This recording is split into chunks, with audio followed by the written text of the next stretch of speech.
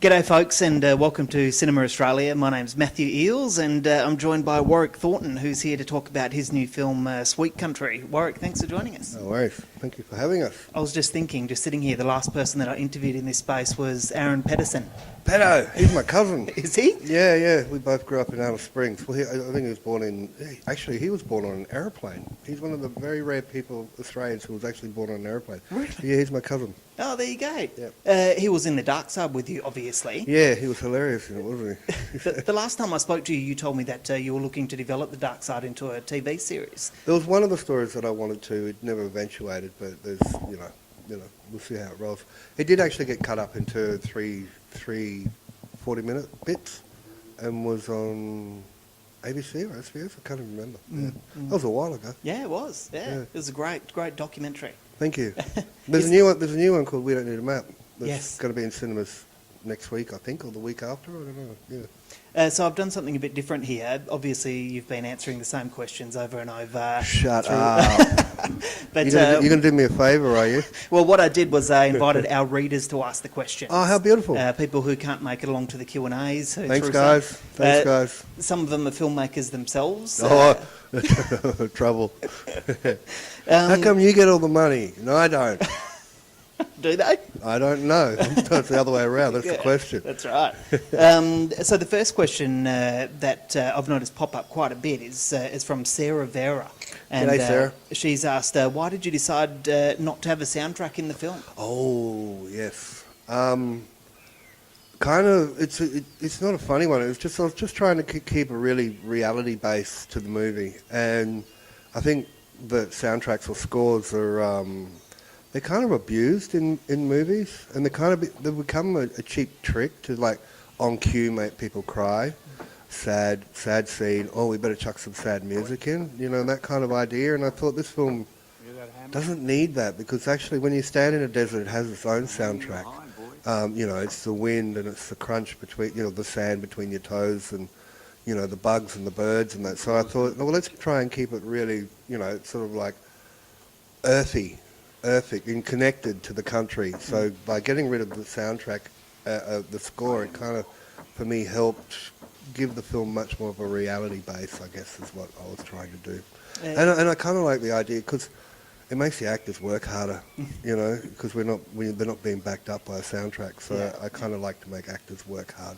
Well, it's interesting because the trailer had a soundtrack, right? Yeah. Don't ask me about that. I questioned that. I said, well, there's no music in the bloody movie, and and no one cared. Yeah. And I was kind of like, and I said, is this cool? Does this happen, you know, does this actually happen in other movies? That, you know, and they said, well, no one's ever had a movie without any music in it, so it's kind of the first time. But, you know, never let the truth get in the way of a good story. That's right. So, the trailers to get people into the cinemas, and then the movies to get them out of the cinema, I guess. Is the next question. It's a bit of a con job, that one, isn't it? What was that, sorry? Well, the music. There's music in the trailer, but there's no music in the movie. It's a bit of a tease because the music in the trailer is such a great soundtrack. Yeah, I know. Yeah. You got me there, Sarah.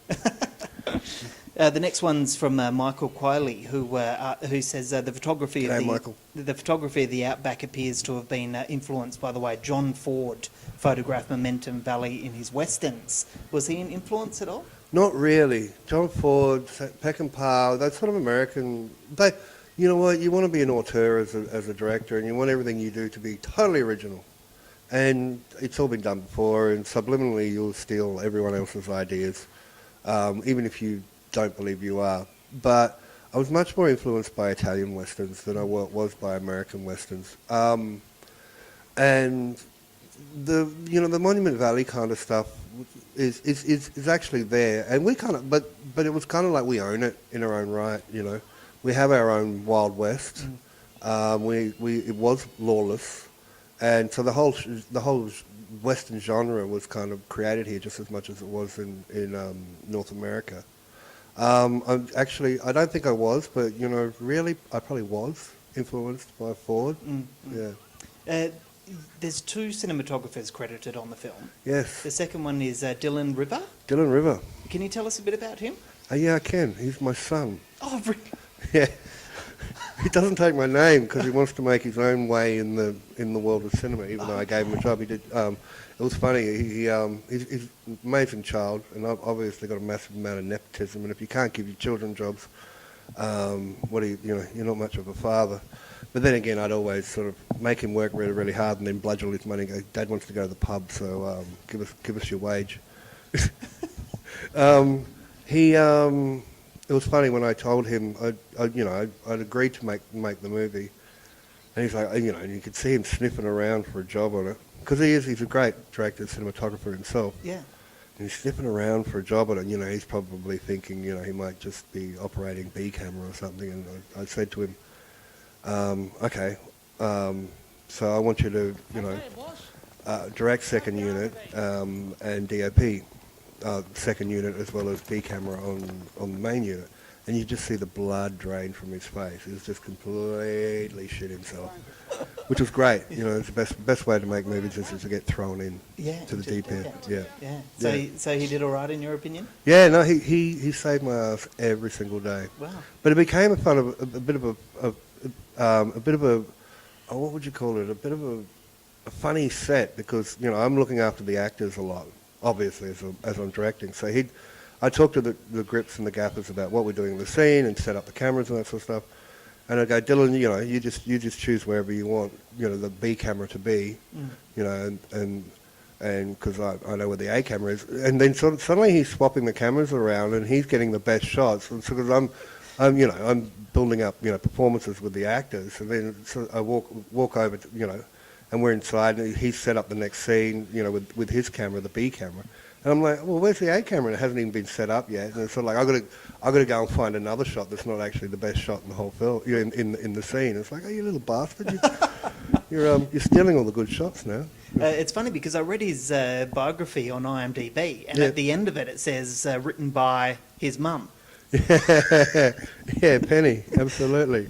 Yeah. It's quite a sweet biography, actually. Yeah, absolutely. Yeah, and that's his River is his middle name, so he's taken on sort of a pseudonym, just so people. And it's out now. You know what I mean? Everyone knows that he's my son, but he kind of had this pseudonym, so he didn't get that kind of you're Warwick or Penny's son, so you might get there's a lineage there or special treatment and so like.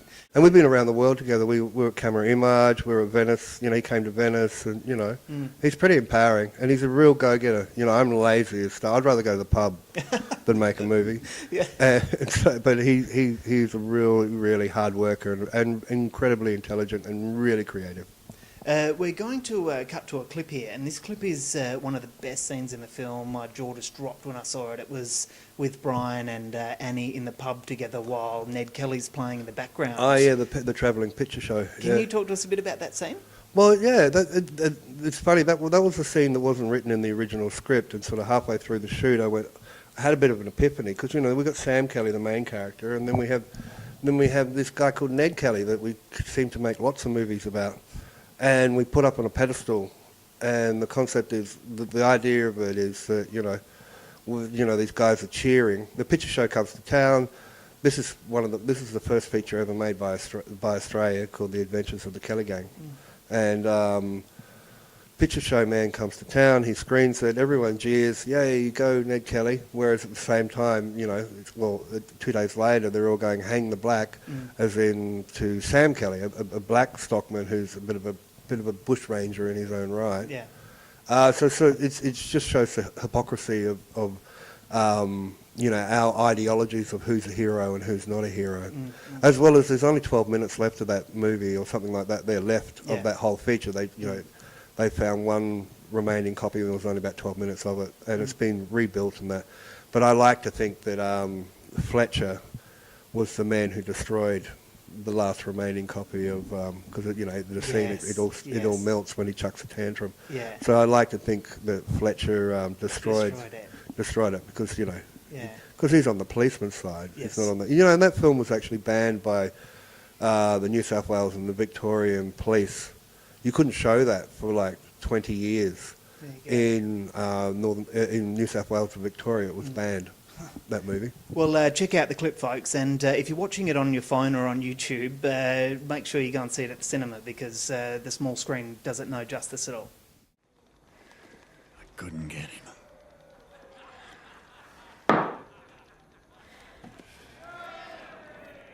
I'm tired now. Some sweet country out there.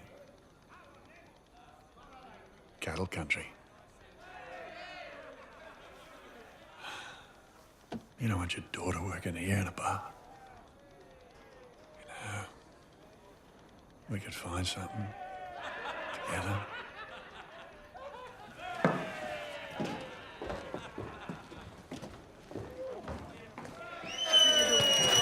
I lost a good man out there!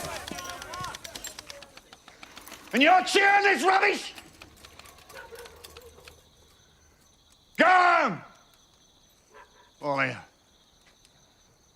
Just get. So the next question's from M Field, and Okay, M. yeah, they didn't want to give their full name. Would you be open to directing a big Hollywood blockbuster? Absolutely. I live on my sister's lounge, so I need some money. Anything in mind? Something with lightsabers. That'd be fun. Yeah. I Yeah, mean, there's you a know. lot of money in that, I hear. Yeah, I know, and you can make a mess of it and still get away with it. No, yeah, hey, of course. You know, it's not the beginning, or, you know, that kind of idea of cinema is not the beginning or the end of, you know, the epitome of what we do as storytellers, but it is good fun, and if you're going to do something like that, they don't take it too seriously. You take the idea that you need to make them if they spend $100 million, they want $2 billion back, you know what I mean? Or trillion, or whatever the hell it is. So if you're going to walk into that kind of world as a director or as a writer, you have to understand that your artistic license and integrity should be left at the door. So that's the way. So if I was going to go and make a big Hollywood movie like that there, just don't think that you're going to get sweet country, because you're going to get something that's really designed to make an awful amount of money. And I know that, and I can't complain if I actually go that way. Yeah. Yeah. It kind of leads into the next question. Does it make it easier to sell a film when it's had as much immediate success as Sweet Country than to sell a film like The Dark Side? No one understood The Dark Side. I loved it. No one talks about it No, enough. everyone says like, well, you see, but you're connected to, you know, that kind of storytelling. But you know, for a bigger audience, it's sort of, I don't think people understood it, and they, you know, that's all right. It's a sleeper, you know what I mean? It's sort of like a, I don't know, it's like one of the bad Beatles albums or a bad Zeppelin album. It'll raise its ugly head in about 20 years when I'm dead or something, or I'm in rehab. You know, that's when people will start liking it. But it's sort of look, it really the Dark Side kind of. It bombed badly, but it wasn't really made, that really wasn't designed to make money or to travel far. It was just a really interesting journey through, sort of an artistic journey through spirituality and ghost stories. I could have made that much more genre-based and had much more goblin-y, spirity, devil-y kind of stuff, but I was more interested in the connections we have with spirits and the love for spirits rather than the evil, scary, spewing green pea soup, spinning heads kind of idea of devils and poltergeists and spirits. So it kind of, I don't know, it's sort of a loving ghost story rather than a get out kind of ghost story. So it wasn't really designed to make money, and I'm really, really proud of it. But with this one here, you know, hey, we've got A-list actors, these two old leathery boots on both sides of this man. You know, and they're incredibly good actors, but they're incredibly amazing on the poster as well. You know what I mean? They're here to they sell films just as much as the way they how brilliant they are as actors and storytellers and artists in their own right. You know what I mean? So, you know, this one's designed to actually to get to as many cinemas and to actually get as many of the audience in. Very much more so than what The Dark Side was designed to do. My wife's 30 years old, and she said that she hasn't seen a couple of good-looking roosters like that on a poster for a long time. Absolutely. Yeah, the old roost. Exactly. Boil them up. Old boilers. The next question's from Aaron McCann, and he's a Perth filmmaker, and he directed a feature film called Top Knot Detective recently. Okay. Did very well on the festival circuit. Rock and roll. Good on you, brother. Yeah, he's very well known here. And he's asked if there was one Australian... Got a job for a cinematographer. If there's one Australian historical event that you've always wanted to photograph and dramatise, what would it be? The bombing of Darwin. I've got that. It's been leaking around and sort of putting its roots into my head properly. I've got an idea for a film that sort of starts with the bombing of Darwin. So that's probably the one at the moment. Okay. Yeah. And speaking of future films, the last time I interviewed you, you said to me that you were developing a script for a film called Jason's Story. Yeah, that's still there. It's gone to the wayside at the moment. Problem is I have an idea every week. And and a lot of them they get written into first drafts and then they sit there and then they raise their ugly heads 5 years later. I've got a couple other scripts like that there they're great ideas. They maybe not necessarily have been written very well. That's my problem, and they come in cycles like orbits, or you know what I mean, like lunar eclipses or something. Every 3 years they raise themselves, or and that's kind of how it happens. And at the moment, that one's on the back burner while it's going around the solar system, and it'll come back. Yeah. I've got one final question, and it's from Matt Day. He's asked, Warwick, have you seen my car keys? I think I left them on set. Yeah, absolutely, Matt. You've left them. That horse that you rode to death. Young, sprightly Matt Day, we love him desperately. And actually in the film, a lot of people have brought up the youngness of Matt in the movie, and Matt's he was cast because he looks like a child, but I was teasing him, going, Matt Damon. How did he take that? It was a good chuckle. Matt took some incredible photos on set too, so I want them photos, Matt. Hand them over. Yes. One of the best actors working in Australia, I think. Absolutely, absolutely. Whether in theatre and cinema, and we shall work again, Matt, because you're amazing. And he saved my ass, like every actor on this film, saved my ass every day on that set. Well, Warwick, thank you very much for joining us. We really appreciate it. Cheers, brother. Thank you. And folks, we're going to take a look at the trailer for Sweet Country now, and be sure to go out and see it. I can't stress it enough. Thank you very much.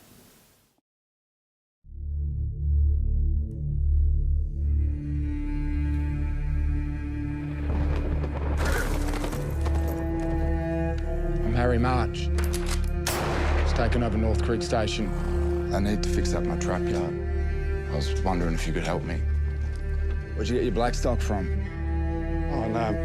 We're all equal here. We're all equal in the eyes of the Lord. Come on. No. Shut up! Shut up. Come on, you little bastard! Ah! You run away, I'll shoot you for desertion.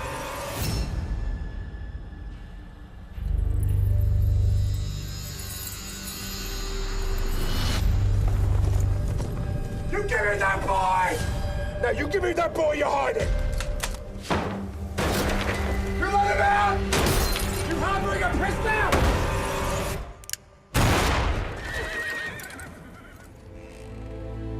Harry March is dead. That black fella Sam killed him. You see it? No. Sorry, sir. There's been a shooting. We gonna catch this murder? Yes, boss. When? Real soon, boss. Sam's way smarter than we are. All these days, we never come within 2 miles of him. He's probably sitting out there now, looking at you, laughing. I'm not going back. I know he's here somewhere. I'm gonna get him. Sam, coming for you. It won't be long. It won't be long, Sam!